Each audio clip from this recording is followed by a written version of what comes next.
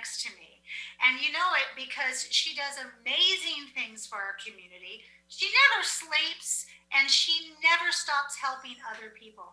I'm talking about CEO of the YWCA of Pierce County, our one, our only, Miriam Barnett. Hello, my dear. Hi, Amanda. Thank you for that introduction. Very generous. It's just so good to see you. My goodness. So, first off, before we get into what you are doing to make this world a better place, which you never stop doing, how are you and your family doing during the pandemic? This is for everybody has been quite a year.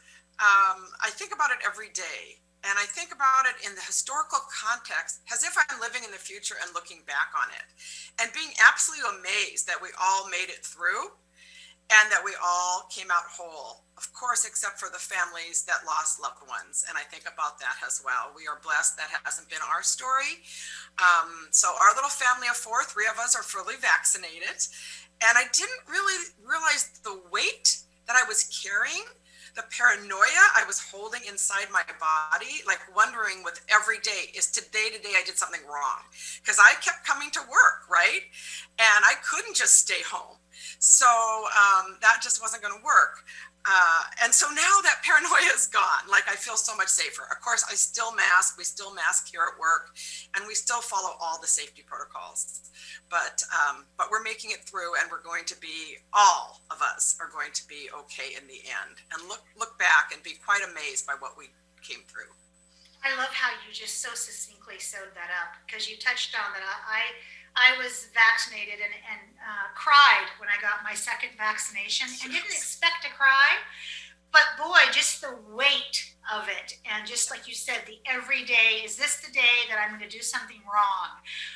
So good on you, Miriam, for just figuring out just the nugget of what that was, which is part of your talents and why you are so successful here in Tacoma.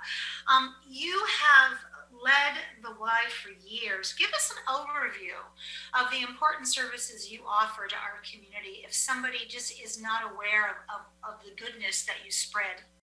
Yeah, so the YWCA, we have always focused here on safety, which is why our events are virtual, still in May. We want to keep everyone safe. But in 1976, we really shift our focus to help domestic violence victims and their families start new lives.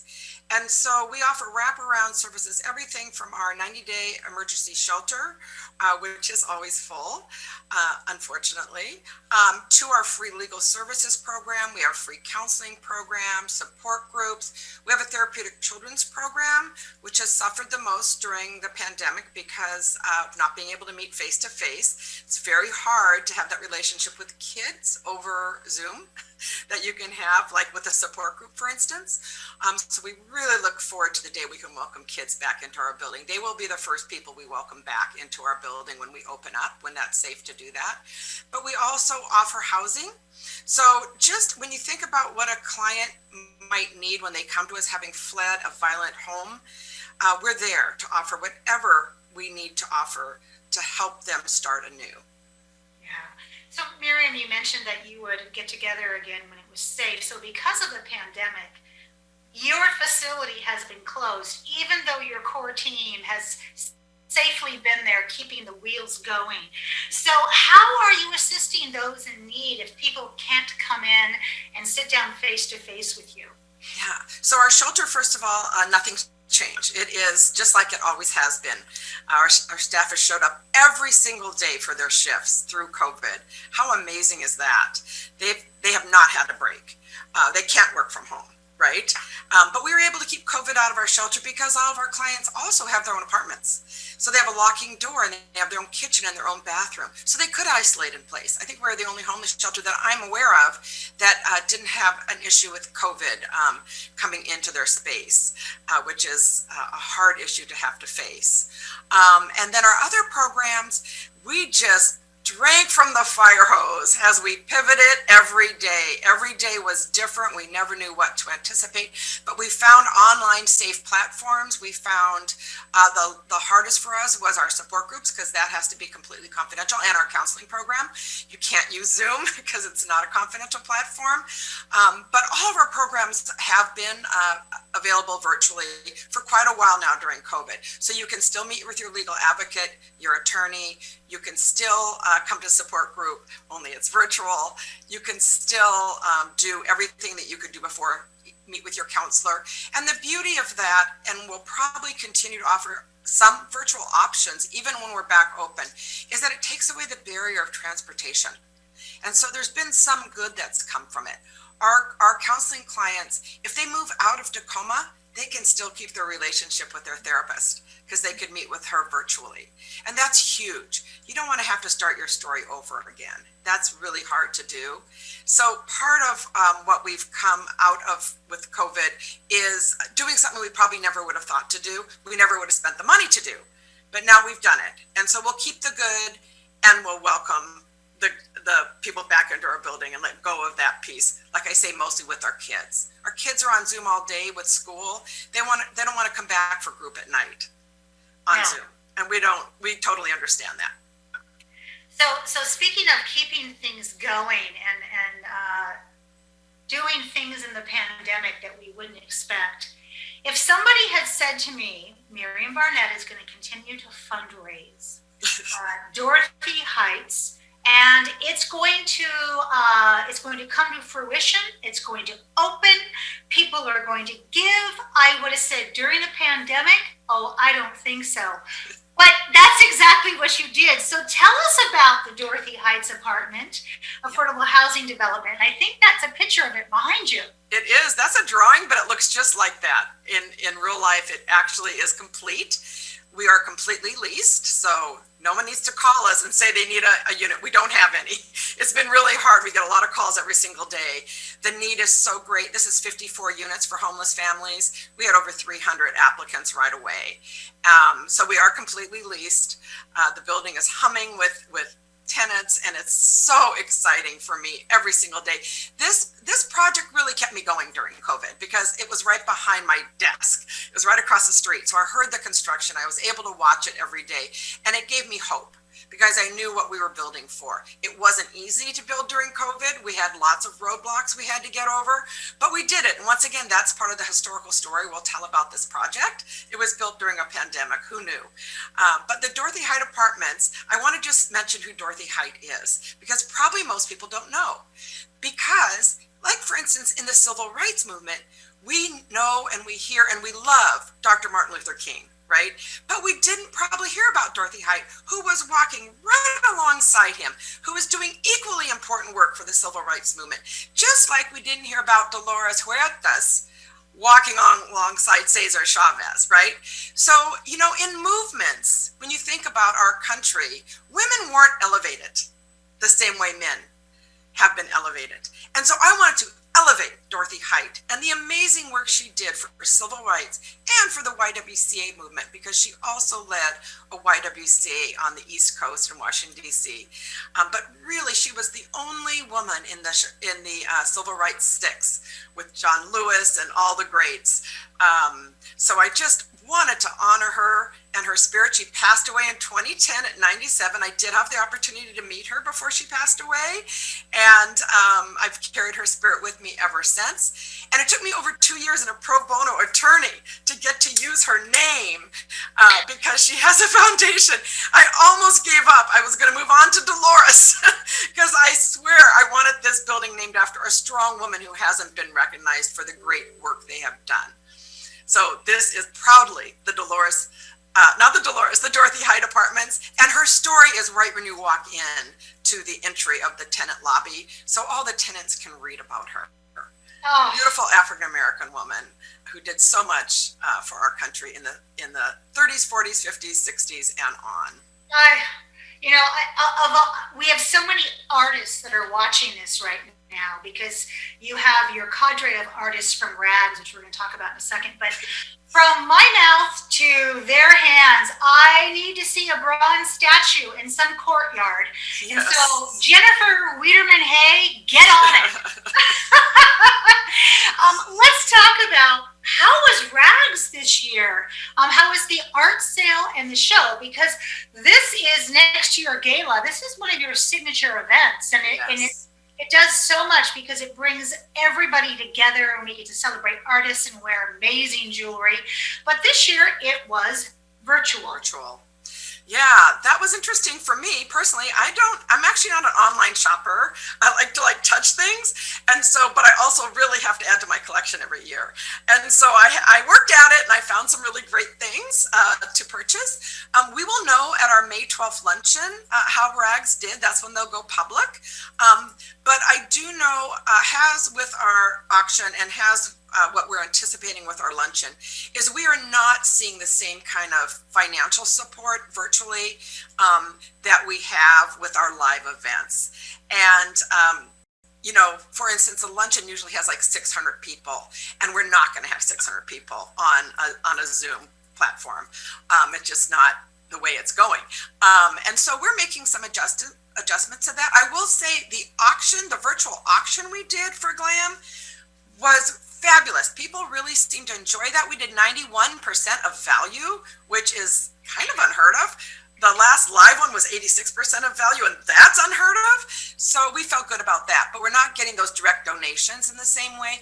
So we're planning and have been expecting and have been adjusting our budget to account for the fact that people are getting tired. I'm getting tired of virtual events, I think. And we're just hoping that in the future, we can get face-to-face again, because that's the energy, Amanda.